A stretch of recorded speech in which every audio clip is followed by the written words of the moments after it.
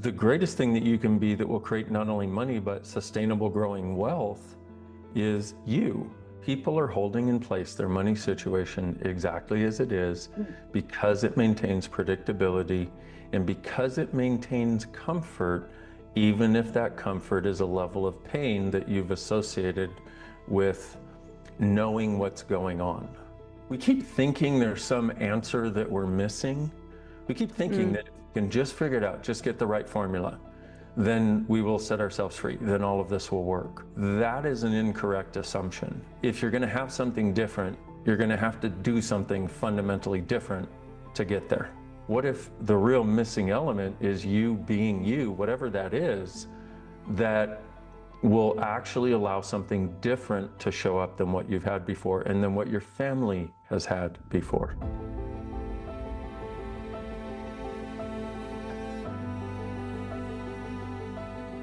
It started with the conversation I had with Gary Douglas, the founder of Access Consciousness. When I first met him and we first started having conversations and consciousness together, he said something to me that changed my entire perspective. He said, the purpose of money is to change people's realities. He said that, and that was the first thing that ever made me want to have money. And he also said to me, there's no such thing as a money issue. It's only an issue in what you're willing to receive. And I was like, when he said that, it's only an issue in what you're willing to receive. Well, right before that, we had had a conversation that you can only receive what you can be. If it's not about money, which is, by the way, for those of you listening, that's one of the, you can't even grok it. You can't even wrap your mind around it when I say it usually, because of course it's about the money. It's I need the money and it's about the money. And that was the road I was going down too, until I had this conversation, started exploring basically this very different way of looking at it. Because if you're going to have this in your world, you're going to have to be willing to change your perspective. But it's a perspective that when you change it, gives you a different perspective on everything. But when he said it wasn't about the money, it was about the receiving. And we had also talked about that you can't receive anything you're not willing to be. I started looking at, okay, where and how am I cutting off my receiving? And where am I cutting off my being? And if I did what I really wanted to do, which is explore what it is to be me, you mean that would create more money than what I've been doing to try to create money? And he went, yes. I was like, are you? Oh my God. So it's been an exploration over 25 years. We keep thinking there's some answer that we're missing. We keep thinking that if we can just figure it out, just get the right formula, then we will set ourselves free, then all of this will work. That is an incorrect assumption. If you're going to have something different, you're going to have to do something fundamentally different to get there. And that's really more about what this conversation is about. You'll listen to anybody who tells you they have more answers than you do, but does it ever work? What if the real missing element is you being you, whatever that is, that will actually allow something different to show up than what you've had before and than what your family has had before?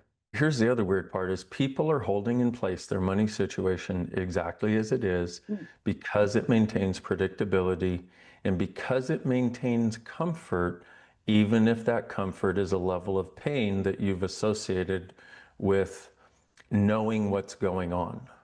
You got to realize this is not logical. It's energetic. One of the things that Access Consciousness gives you is the keys to the universe that nobody else knows. And when I say nobody, I mean nobody. Okay. And I don't mean it as this exclusion, because there's a lot of wonderful stuff that people might say and talk about. And when it is a contribution to your being, it works for you. When it's about maintaining comfort, or when it's about, oh, I understand this, so this must be okay, we're going down the same path. Have you ever done something that you were kind of trepidatious to do, or something that you thought you didn't want to do, like went and did it for the first time and you had a lot of resistance and maybe had to use some tools or whatever you have available, and then you finally did it and you were like exhilarated? And like, I have a friend that works with us, and she She was out on a boat, okay? And everybody else was going swimming with dolphins. She was terrified of getting in the water. So she sat on the boat and whatever. And then she called an access friend and was like, will you help me, please? And this access friend also happened to used to be terrified of the water. So they ran some access processes and it got better. Like she knew she wasn't going to die. She just knew she was avoiding something major. In these areas where we have that resistance, you might look at, am I avoiding something major for me? Because we will avoid this so our life doesn't change. And I know this sounds, if it were logical, that would be great, but it's not. It's insane.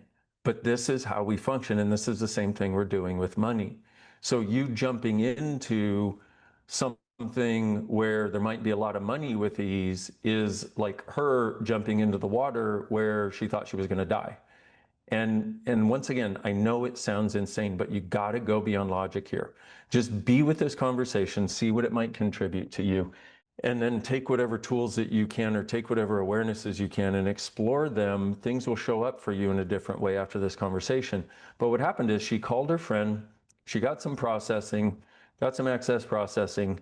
She finally was like, and at the end of the conversation, she and her friend were on and they both went, okay, I am not going to get over being terrified of this. I just got to do it. I know I'm not going to die. Okay, I'll do it. And she jumped in the water. And after about 30 seconds of terror, there was this exhilaration that came over her whole body and being, and she felt more alive than she ever had. That basically is what we have been avoiding with trying to keep our lives predictable and comfortable and small. And money is one of the main things that you can use to keep your life in a predictable pattern. And I don't have any delusions I can get anybody totally willing to go beyond that, but maybe today we can start. And it starts with being you. It starts with accessing what's true for you as a being energetically beyond your mind, to where you start making choices more from what's congruent with your being, not what's congruent with your judgment system, which is your mind. How many of you are keeping your money situation what it is so you can maintain predictability, so you can maintain the comfort? And how much of that comfort and predictability, that smallness of your monetary reality, isn't yours? How much of it is something you grew up with? You have to be willing to take the action based on what your being presents to you, not what your mind is using to limit you. It's like receiving it is just letting it come in. You know, one of the things you can do is an energy pull for money. And my friend Simone Millicis has a great one of those on YouTube that's this energy pull for money flows. And she's done a few, and several other facilitators have done them. And so check those out, but it might give you a different perspective, because what if right now energetically your being could go, okay, so I guess let's do it right now. Why not? So just take a moment, feel your butt on the seat, feel your feet on the floor, put your hands on your tummy, feel your tummy on your hands, your butt on the seat, your feet on the floor. Take a deep breath in, noticing your butt on your seat, your feet on the floor, your hands on your tummy on your hands. And just go, get a sense of that there's so much money in the world. I mean, what? And there's so many people who have so much. Why? Because they have different points of view than you. They're willing to have it. So just pull that money into your space, into your house, into your bank accounts, into your life. Now, for a lot of, if we don't change the other stuff, this is not going to be that effective. I'm giving this to you so that you can get a slightly different perspective on what it might be to receive money. And so if you just ask to turn on the energetic flows that allow you to receive money. Now, if I ask you to pull energy in from around the earth, okay, so do that. Just wherever you sense it, just pull it in, maybe like swirls or tsunamis or light molecules or whatever, pull energy in. Now change that to money, because you have a point of view about money. You have a significance placed on money. But most of the significance you have on money isn't actually yours. It's something that you bought. See, money just makes you more of who you are. If you're not currently evil, money will not make you evil. money will make you more able to contribute to more people. What is your reference point for money for you? What is your reference point for, and what is your judgment system that you have in place that if this and this and this and this and this changes, then you'll know you have more money? So what sources of income and wealth are you receiving that you're not acknowledging? What we've been taught is the one thing that you can't be is you, because we believe then, like, if I were being me, if it were about being me, I would already have the money. And it's like, it actually doesn't work that way. It's actually that the greatest thing that you can be that will create not only money, but sustainable growing wealth is you. But people think if their eyes are open, they're being them. But in actuality, when you're being you, it has a lightness, it has a sense of ease, it has a sense of whatever comes up. And here's another helpful perspective is one of the things that we've all been conditioned to do is to solve our money problem, which is why when Gary said to me, it's not a money problem, it's only a problem with what you're willing to receive. And I went, huh, or it's only about what you're willing to receive.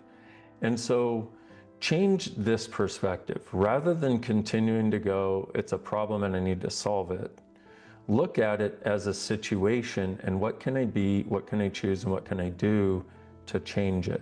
Here's the thing, when you're being you, you don't have the angst and the stress. All angst and stress comes from not being you. One of the ways, one of the things that can be really helpful, you asked for one tool for somebody who's really struggling. Every time something comes up that's stressful about money, just go everything that is, destroy and uncreate it, pock and pod. Destroy and uncreate, pock and pod. Or you might go pock and pod, pock and pod, pock and pod, pock and pod. Or you can run the whole clearing statement. And you may or may not have a sense of it changing in that very moment. Usually you'll get a bit lighter at least.